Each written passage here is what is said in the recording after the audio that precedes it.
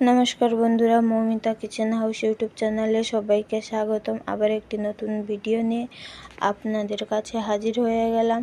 তো বন্ধুরা, ভিডিওটি ভালো লাগলে একটা লাইক, কমেন্ট, শেয়ার দিয়ে পাশে থাকবেন।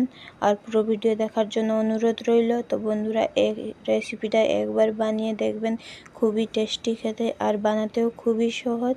মাত্র 2টি উপকরণ দিয়ে আর মাত্র হাতে 10 মিনিট টাইম থাকলে এই রেসিপিটা বানিয়ে নাও ঘরে, মাত্র 2টি উপকরণ দিয়ে। তো বন্ধুরা, ভিডিওটি যদি ভালো লাগে তাহলে একটা লাইক, কমেন্ট, শেয়ার করবেন। আর নতুন বন্ধু হলে সাবস্ক্রাইব করে দিয়ে যাবেন। ভিডিওটি পুরো দেখার অনুরোধ রইল। আর যারা ডায়েট করেন তাদের পক্ষেও এই রেসিপিটা করে খাবেন, খুবই সহজ আর স্বাস্থ্যের পক্ষেও খুবই ভালো। মাত্র কম তেল দিয়ে বানানো হয়েছে, মাত্র 1-2 টিস্পুন তেল দিয়েই বানানো হয়েছে। তো বন্ধুরা, চলো ভিডিওটি স্টার্ট করি। প্রথমে আমি একটা জামবাটি নিয়ে নিলাম, তারপরে ওই জামবাটিতে 1 বাটি আমি এখানে আটা নিয়ে নিয়েছি, সেম বাটির সুজি নিয়ে নিয়েছি। তারপরে অল্প পরিমাণে আমি এখানে লবণ অ্যাড করে দিয়েছি 1 চামচের মতন। তারপরে আমি ভালো করে হাত দিয়ে মিশিয়ে নিব আটার সুজি লবণটাকে ভালো করে হাতে দ্বারা আমি এটাকে ভালো করে মিশিয়ে নিব। তো মিশিয়ে নিলে সব আটার সুজি ভালো করে মিশে যাবে, সেজন্য আমি এখানে হাত দিয়ে মিশিয়ে নিয়েছি। তারপরে আমি ওই বাটিতে 2 বাটি জল এতে আমি অ্যাড করে দিব। তো এটাকে 2 বাটি জল আমি অ্যাড করে ভালো করে আমি এটাকে আবার মিশিয়ে নিয়েছি ভালো করে হাতে দিয়ে, যাতে গোটলা গোটলা না থাকে আটা আর সুজি। সেই জন্য ভালো করে হাত দিয়ে ওই আটা আর সুজিটাকে ভালো করে মিশিয়ে নিতে হবে হাত দিয়ে, যাতে গোটা গোটলা না থাকে। আমি এখানে 2 থেকে 2.5 কাপ জল দিয়েছিলাম। তো মিশ্রণটাকে ভালো করে এইভাবে মিশিয়ে নিতে হবে। তারপরে হাফ টিস্পুনের কম আমি এখানে বেকিং সোডা নিয়েছি, দিয়ে বেকিং সোডা নিয়ে চামচে দিয়ে ভালো করে আমি এখানে মিশ্রণটাকে ভালো করে আবার মিশিয়ে নিয়েছি। তো দেখো, মিশ্রণটা এইভাবে, বেশি না পাতলা না বেশি ঘনত্ব, এইভাবেই হবে ব্যাটারটা। তো এরপরে আমি এটাকে 10 মিনিটের মতন ঢাকা দিয়ে রেখে দিব। তারপর 10 মিনিটের পরে দেখো কত সুন্দর এটা বেকিং সোডা দেওয়ার ফলে কত সুন্দর ফুলে গেছে আর হালকা সুজি তারপরে আটা ভালোভাবে হালকাও হয়ে গেছে। তো আবার ভালো করে এটাকে ফেটিয়ে নিতে হবে মিশ্রণটাকে ফেটানোর সময় দেখো কত সুন্দর ফুলে গেছে আর হালকা মনে হচ্ছে। তো এইভাবে তারপরে এতে টেস্ট আসার জন্য আমি কিছু মশলা অ্যাড করেছি, যেমন জিরা দিয়ে দিয়েছি হাফ চামচের মতন, তারপরে কালো জিরে দিয়ে দিয়েছি হাফ চামচের মতন। এটা জোয়ান আমি এখানে হাফ চামচের মতন ভালো করে হাতের সাহায্যে এরকম দলে দিয়ে আমি দিয়ে দিয়েছি। তারপরে অল্প পরিমাণে আমি আবার 1 চামচের মতন পরিমাণ মতন লবণ দিয়েছি, হলুদ দিয়েছি হাফ চামচের মতন, হাফ চামচের মতন আমি এখানে শুকনো লঙ্কা অ্যাড করেছি।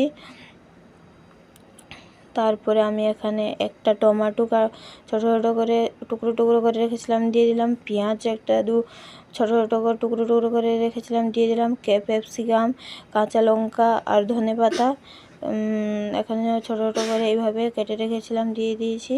তারপরে এখানে আমি 2টা গাজর গ্রেট করে রেখেছিলাম, 2টা গাজর দিয়ে ভালো করে মিশ্রণটাকে মিশিয়ে নিতে হবে, যাতে সবজিগুলো আর সব একসঙ্গে মিশে যায়। তো বন্ধুরা, একবার এই রেসিপিটা বানিয়ে ঘরে বানাবেন, বাচ্চা থেকে বড় সবাই খাবে। আর তারপরে ভালো করে এইভাবে আমি ব্যাটারটাকে ভালোভাবে এরকম ফেটিয়ে নিতে হবে, যাতে সব মিশ্রণ একসঙ্গে মিশিয়ে যায়। আর তারপরে এখানে একটু শক্ত হয়ে গেছিলো, সেজন্য আমি 2 চামচের মতন আমি এখানে জল অ্যাড করেছিলাম। তো বন্ধুরা, এখন বেশি শক্ত হলে হবে না, তো সবগুলো সবজি দেওয়ার ফলে একটু বেশি শক্ত লাগছিলো, সেই জন্য আমি 2 চামচের মতন জল দিয়েছিলাম। দেখো এইভাবে হয়ে গেছে। এবারে আমি একটা গ্যাস ওভেনে একটা কড়াই বসিয়ে দিব, কড়াইয়ে মাত্র 1 থেকে 1.5 চামচের মতন তেল দিব আমি, ছোটো চামচে 1 থেকে 1.5 চামচের মতন তেল দিয়ে দিয়েছি। তারপরে আমি ব্যাটারটা করে রেখেছিলাম, ওই ব্যাটারটাকে এর তেলটা গরম হওয়ার পরে আমি এতে 1.5 হাতার মতন এখানে ব্যাটারটা আমি দিয়ে ঢাকা দিয়ে 2 থেকে 3 মিনিট আমি রেখেছিলাম আর অল্প আঁচেই। তারপরে দেখো কত সুন্দর এখানে হয়ে এসছে। তারপরে আমি আবার এক পাশ উল্টে দিব।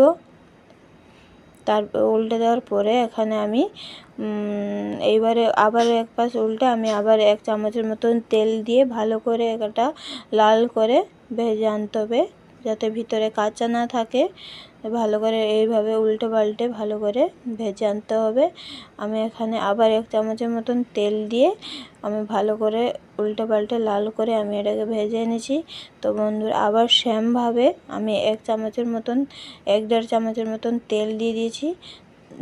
তারপরে আবার ব্যাটারটাকে আমি এখানে কড়াইতে গরম তেলের ওপরে দিয়ে দিয়েছি আর কড়াইতে দিয়ে দিয়েছি। তো বন্ধুরা সেমইভাবে দেখো কত অল্প তেলের মধ্যেই হয়ে গেল। আর বেশি তেলও স্বাস্থ্যের পক্ষে ক্ষতিকারক।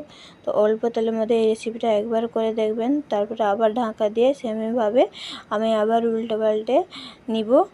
এই দেখো চারপাশটা কেমন হচ্ছে। আবার উল্টে পাল্টে 1 চামচের মতন আমি এখানে তেল দিয়ে ভালো করে নেড়ে চেড়ে আমি এটাকে বের করে আনবো।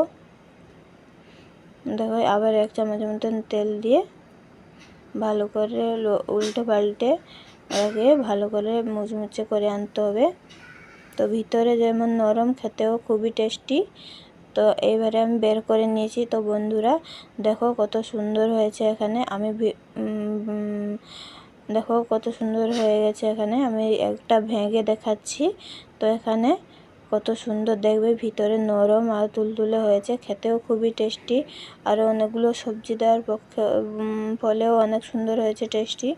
তো বন্ধুরা ভিডিওটি যদি ভালো লাগে তো একটা লাইক কমেন্ট শেয়ার করবেন, আর নতুন বন্ধু হলে একটা সাবস্ক্রাইব করে পাশে থাকবেন।